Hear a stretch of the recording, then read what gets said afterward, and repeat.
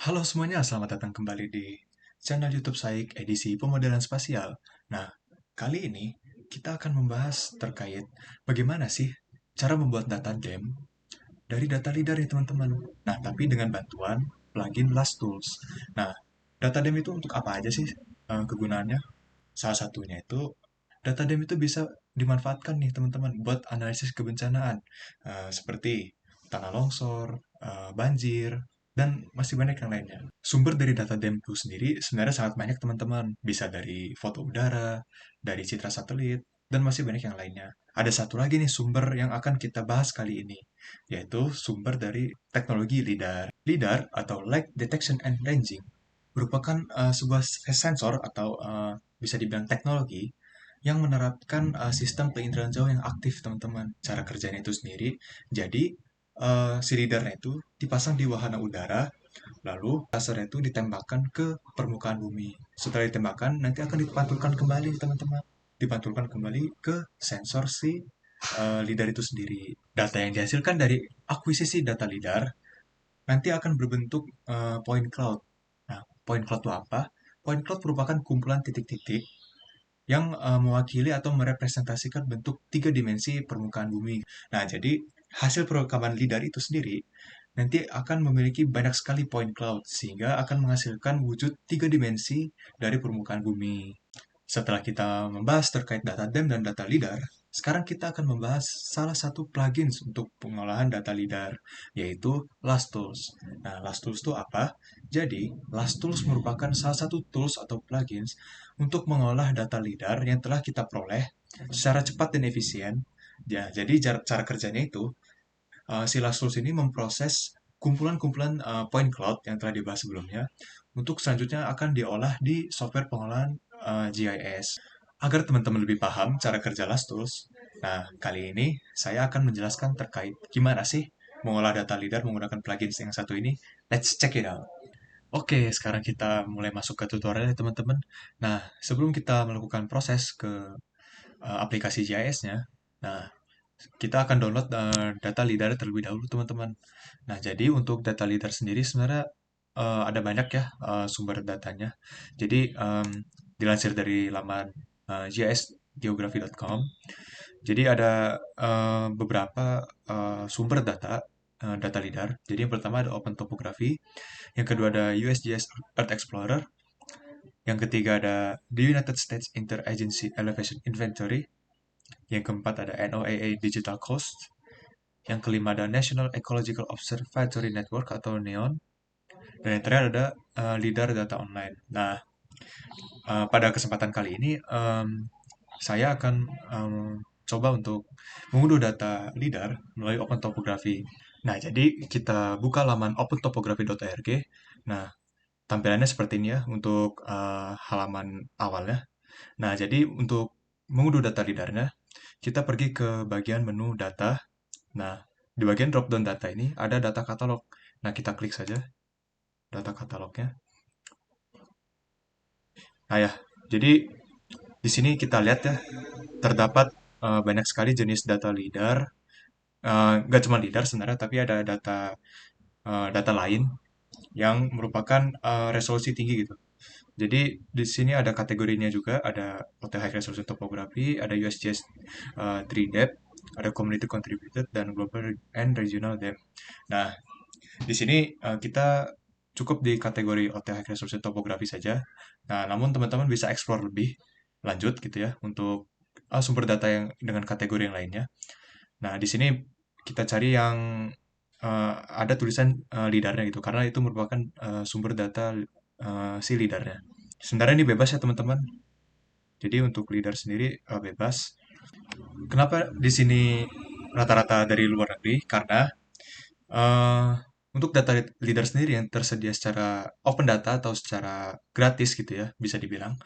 eh, untuk di wilayah Indonesia sendiri cukup sulit gitu ya teman-teman, karena dari riset yang saya cari sejauh ini masih sedikit sekali eh, website-website penyedia data LiDAR yang gratis gitu. Oke, di sini saya telah menemukan salah satu data, yaitu nomor 141 Ini namanya Post Kumamoto Earthquake tanggal 16 April 2016. Nah, berdasarkan hasil riset saya, eh, data Post Kumamoto Earthquake ini merupakan data setelah kejadian gempa bumi yang menimpa di daerah Kumamoto di Jepang. Nah, jadi kita klik saja. Nah, lalu pada halaman ini, nah di sini ada download and access products. Nah, di sini kita pilih point cloud data saja. Sebelum kita mengambil data lidarnya, diharapkan bagi teman-teman agar membuat akun Open Topography terlebih dahulu. Tujuannya apa? Biar nanti pada saat penggunaan data, eh, riwayat penggunaan datanya itu akan tersimpan di email teman-teman. Jadi, berhubung saya telah membuat akunnya, jadi tinggal klik sign in dan klik login. Nah, bagi teman-teman yang belum membuat akunnya, maka teman-teman bisa klik create new akun dan sesuaikan dengan data teman-teman. Jadi kita klik login. Setelah itu kita scroll ke bawah. Nah, di sini ada bagian petanya ya teman-teman. Nah, jadi ini merupakan wilayah perekaman lidar yang ditandai dengan poligon merah seperti ini. Nah, di sini kita bisa mengambil AOI-nya dan untuk mengambil AOI-nya kita zoom in terlebih dahulu. Kita select a region, kita klik. Nah, lalu teman-teman sesuaikan AOI-nya sesuai selera teman-teman. Misalnya seperti ini. Lalu kita scroll ke bawah. Nah, pada bagian Coordinates and Classification, di sini ada tulisan.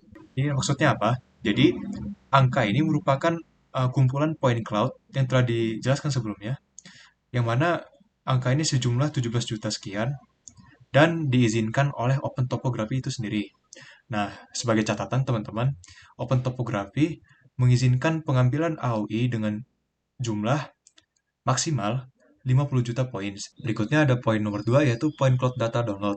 Nah, di sini ada point cloud data in LAS format dan ada point cloud data in LAS format. Jadi fokusnya hanya kedua ini saja. Nah, teman-teman bisa pilih salah satu.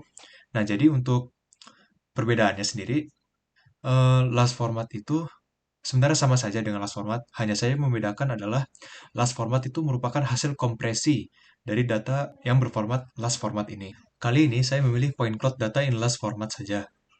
Lalu untuk bagian 3A, 3B, dan seterusnya, 4, 5, 6, seterusnya, dibiarkan saja. Lalu di sini ada bagian job description. Di bagian job description itu sendiri sebenarnya ini opsional saja ya teman-teman. Jadi dapat diisi atau tidak. Lalu setelah itu teman-teman tinggal klik submit saja. Lalu teman-teman tinggal tunggu data lidarnya sedang diproses oleh sistem. Oke, setelah ini akan muncul gitu ya terkait metadatanya, metadata secara sekilas. Jadi untuk job ID, dataset, title, submission bisa dilihat ini muncul. Tapi ini prosesnya belum selesai karena ini masih querying. Untuk proses ini tunggu hingga proses tin. Untuk proses ini teman-teman tunggu hingga muncul data downloadnya ya. Jadi hasil tampilannya akan seperti ini teman-teman jika sudah selesai diproses oleh sistemnya. Jadi pada bagian download data ada point cloud results dan jam results. Downloadnya yang points.las ini. Jadi tinggal klik download. Oke, teman-teman sekarang telah berhasil ya download data lidar dari Open Topography. Nah, teman-teman sekarang silakan buka aplikasi pengolahan GIS teman-teman. Nah, di sini dalam tutorial kali ini kita akan menggunakan aplikasi QGIS. Setelah teman-teman berhasil membuka aplikasi QGIS, silakan teman-teman pergi ke menu plugins, lalu pilih Manage and Install Plugins. Nah, setelah terbuka jendela plugins ya, teman-teman silakan ketik LAS Tools. Tujuannya apa? Di sini kita akan menginstal plugin LAS Tools. Di sini sebenarnya terlihat ya teman-teman bahwa sebenarnya saya telah menginstal plugin LAS Tools.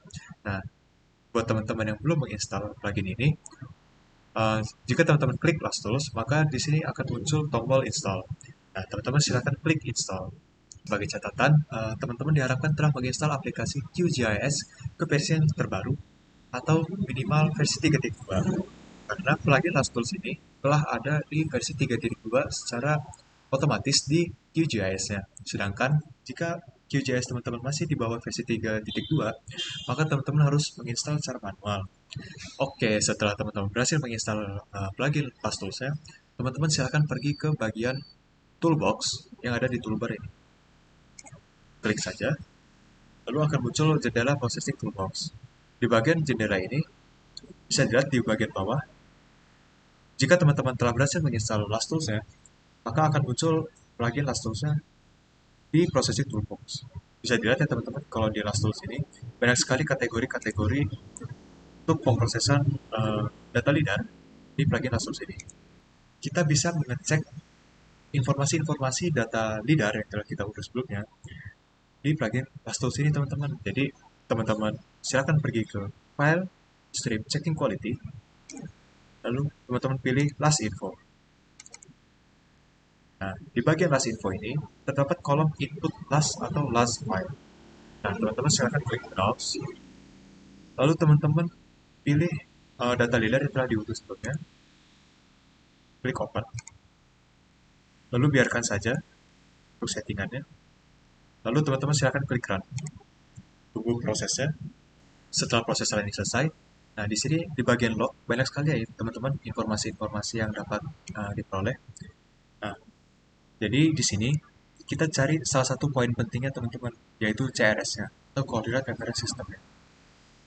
Nah, tiap data lidar dengan wilayah kajian berbeda-beda tentu berbeda-beda juga informasinya. Nah, pada kasus kali ini data lidarnya di daerah Kumamoto, Jepang. Data tersebut menggunakan CRS. Nah, di sini bagian raster pixel is area-nya. Di sini ada JGD 2000 atau Japan Plan Rectangular CS2. Bagi teman-teman yang belum menentukan koordinat CRS-nya, teman-teman silakan pergi ke pojok kanan bawah, lalu pergi ke tombol yang ada tulisan FPSG-nya, klik. Nah, di sini sebenarnya saya telah memilih FPSG 2444 sesuai dengan data lidar yang telah saya buat. Namun, bagi teman-teman yang belum memiliki koordinatnya, teman-teman bisa ketik di bagian kolom filter, itu FPSG 2444. Di sini akan muncul ya teman-teman di transfer Mercator. Teman-teman klik saja lalu klik apply. Klik OK. Oke, selanjutnya kita akan nge-split data leader tersebut menjadi beberapa bagian teman. Nah, jadi pada bagian processing toolbox, teman-teman tinggal ketik last split. Nah, ini tujuannya apa sih sebenarnya? Nah, jadi tujuannya itu biar memudahkan kita untuk membuat data depth-nya gitu. Jadi dari yang hanya satu file berformat last, nah nanti kita split gitu teman. Nah, jadi pada bagian input last atau last, kita klik browse, points.last, klik open. Lalu untuk number of digits for file names-nya kita cukup isi 2. Ini untuk mengindikasikan urutan si split file itu teman-teman. Jadi cukup 2 saja. Auto split-nya kita biarkan, interval number juga kita biarkan. Nah, di sini lumayan penting nih teman-teman, bagian additional command line parameters. Nah, teman-teman ketik tanda hubung split spasi 1 juta. Lalu di sini terdapat output last atau last file. Nah, ini kita biarkan saja. Nah, sebelumnya untuk bagian additional command line ini tujuannya apa? Kenapa harus 1 juta? Biar memberikan batas limit gitu teman-teman. Jadi batas maksimal limit untuk ukuran si data splitnya. Kita tulis 1 juta. Nah, setelah itu kita klik run. Kita tunggu hasilnya. Setelah proses selesai, maka teman-teman bisa cek ya hasil splitnya. Jadi pada bagian foldernya bisa dilihat nih ada points dari urutan 0 sampai banyak teman-teman sampai 94. Nah, biar memudahkan dalam pemrosesan, di sini saya blok semua, lalu saya pindahkan file-file ini ke dalam folder yang telah saya buat yang bernama folder split. Lalu paste. Dan berikut merupakan hasil data splitnya. Oke, langkah selanjutnya kita akan pergi ke tools yang bernama last to them. Teman-teman pada bagian jendela proses toolbox tinggal ketik last angka 2 lalu them. Bisa dilihat ya teman-teman bahwa di sini ada dua bagian, yaitu yang pertama ada Last to Dem dan ada Last to Dem Pro. Nah, di sini saya memilih Last to Dem Pro. Kenapa? Karena kalau kita pilih Last to Dem, dia hanya bisa mengkonversi data Last atau data leadernya ke data Dem hanya satu file. Sedangkan jika kita memilih Last to Dem Pro, maka kita bisa memilih banyak file yang telah di-split tadi, lalu kita konversikan ke data Dem secara sekaligus gitu teman-teman. Jadi kita klik Last to Dem Pro, lalu untuk input directory-nya, kita pilih folder split tadi. Lalu save folder. Nah, pada bagian input wildcards, kita ganti ya teman-teman dari last menjadi last. Nah, untuk memastikannya, kita cek lagi di bagian folder split. Nah, di sini bisa dilihat teman-teman, di sini formatnya last. Jadi kita sesuaikan dengan input wildcards-nya. Lalu untuk filter kita biarkan saja, step size, attribute, produk, dan yang lain-lain kita biarkan. Outputnya jangan lupa div, biarkan. Lalu kita centang bagian run new 64-bit executable. Lalu untuk output directory, kita pilih, kita save to directory sesuai dengan folder yang telah kita buat.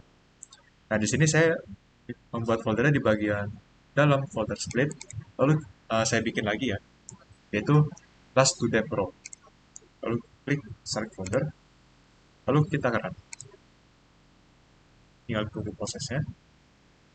Setelah proses selesai, maka teman-teman bisa langsung cek ya untuk memastikan datanya apakah memiliki output atau tidak pada bagian folder Last to Dem Pro. Bisa dilihat ya teman-teman, di sini banyak sekali ya filenya dengan tipe yang berbeda. Di sini ada tipe KML, ada TFW, dan TIFF. Langkah selanjutnya adalah kita akan menyatukan file-file yang telah dikonversi sebelumnya, yaitu data leader tadi yang berformat last menjadi data dem, dengan tools bernama merge. Jadi pada bagian processing toolbox, teman-teman silakan ketik merge. Nah, di sini saya menggunakan tools merge bawaan dari QGIS-nya saja. Lalu klik. Lalu pada jendela merge, pada bagian input layers, uh, pada kolom ini sebelah kanan terdapat tombol input layers. Teman-teman klik. Lalu pada bagian ini teman-teman klik add files. Lalu teman-teman pergi ke bagian file yang telah di-split dan yang telah dikonversi tadi. Nah, pada bagian ini teman-teman jangan lupa untuk milih ya untuk format TIFF. Kenapa? Karena kita akan menyatukan data-data DEM dengan format TIFF. Sehingga untuk memudahkan, kita spesifikkan data GeoTIFF, lalu kita blok semua, klik open, lalu kembali. Lalu untuk output data type, kita biarkan saja float 32. Nah, pada kolom merge, kita simpan datanya sesuai folder yang kita inginkan. Lalu kita klik save to file, lalu pilih folder merge. Ini telah saya buat ya. Di sini saya ketik dem 1, 2, sesuaikan dengan teman-teman ya. Save, lalu klik run. Kita tunggu prosesnya.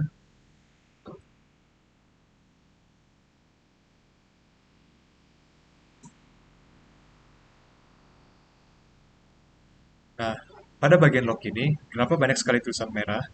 Karena data dem yang di merge ini belum tergeoreferensi atau belum terproyeksi.